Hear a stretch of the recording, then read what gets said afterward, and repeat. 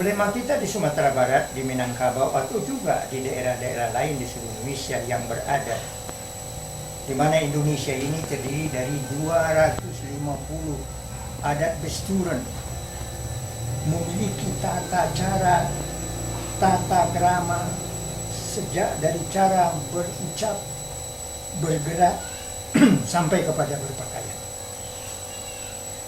Mengembalikan kita kepada adat budaya itu akan menarik orang-orang lain melihat dengan jelas budaya kita. Sementara yang dilihat orang sekarang dari luar adalah permainan, ya kan? Pertunjukan. Jadi dia tidak melihat lagi bagaimana eksisnya sebuah budaya itu dilakukan oleh orang lain. Kita ambil Minangkabau. Minangkabau atau yang sekarang ini daerahnya lebih banyak daerah Sumatera Barat, sebenarnya daerah Riau juga sebagian, begitu juga di selatan daripada Tapanuli sekarang juga sebagian.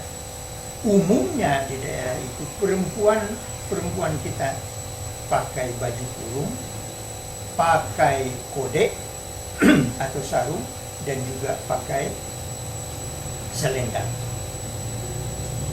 Selendangnya dengan dua cara, dua lembar kain. Kain yang pertama ditaruh di atas kepala, kain yang kedua ditaruh melingkar di bahu. Jadi yang di kepala ini menutup rambutnya, yang di bahu menutup badannya. Itu dua.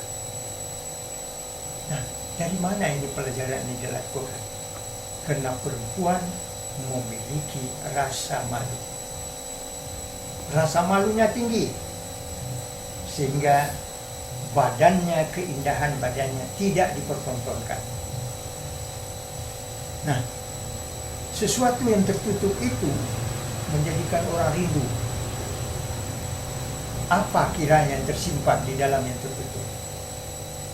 Tetapi ketika sudah dibuka, orang jadi bosan. Bosan. Karena tidak ada lagi yang perlu dicari. Semua sudah kelihatan. Inilah rahasia utama dari berpakaian bagi setiap perempuan. Dia menyimpan apa yang dia miliki. Dengan tersimpan itu semua orang menginginkan, maka harganya tinggi. Karena itu mahar dibayarkan kepada perempuan, bukan kepada laki-laki. Agama mengajarkan, jika kita nikah, mahar dibayar oleh laki-laki, bukan oleh perempuan. Walaupun kadang-kadang ada yang mengatakan bahwa laki-laki dijemput. Menjemput laki-laki bukan bayar mahar. Hati-hati, menjemput laki-laki bukan membayar mahar. Mahar tetap dibayar oleh laki-laki. Nah, apa gunanya? Gunanya tidak lain tidak bukan adalah supaya perempuan itu tetap dihormati. Nah, sekarang ada problema kita, KDRT. Bukankah itu problema nasional? KDRT. Di ujungnya ada kalimat RT. RT itu rumah tangga.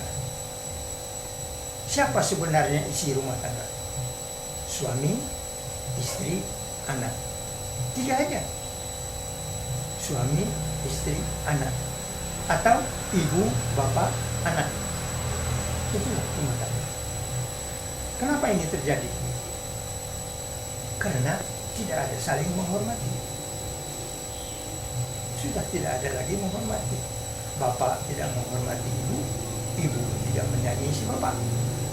Si anak pun melihat antara ibu dan bapaknya selalu bertengkar, maka terjadilah KDRT. Sekarang masalah KDRT adalah masalah pendidikan rumah tangga. Pendidikan rumah tangga dimulai daripada bagaimana cara menutup aurat. Perempuan tidak keluar kecuali atas izin suami. Suami tidak bersewenang-wenang kepada perempuan. Berbeda dengan orang lain. Orang lain begitu dia nikah, istrinya tidak boleh keluar rumah sama sekali, dipenjarakan. Itu berbeda. Orang Minang tidak demikian. Orang Minang dia boleh keluar tetapi atas izin suami. Bagaimana caranya? Berpakaian menutup aurat. Bagaimana menutup auratnya? Tidak kelihatan. Pakaiannya sendiri lapang, ya. Kemudian ada tikulua. Tikuluanya 2 lembar, satu di kepala, satu di bahu. Sekarang itu tidak ada lagi. Nah, kalau kita bicarakan persoalan ini, maka mengembalikan kita kepada budaya kita, menurut saya adalah menanam bibit lama di lahan baru. Lahan baru kita generasi ke depan. Bibit lama kita adalah adat istiadat kita yang sesuai dengan syariat pada masa dulu. Kita tanam lagi, ya. Insya Allah Sumatera Barat akan baik. Insya Allah seluruh daerah juga akan baik dan orang akan melihatnya. Nah, inilah kerja berat kita semua. Nah, oleh karena itu adat itu hukum. Kalau kita lihat secara agama, adat itu hukum itu kesepakatan yang lahir kemudian disesuaikan dengan syariat yang ada. Mudah-mudahan kita hidupkan kembali, menjaga generasi ke depan. Problema kita ke depan sangat berat, banyak pembunuhan, banyak penganiayaan, banyak juga pelecehan, ya.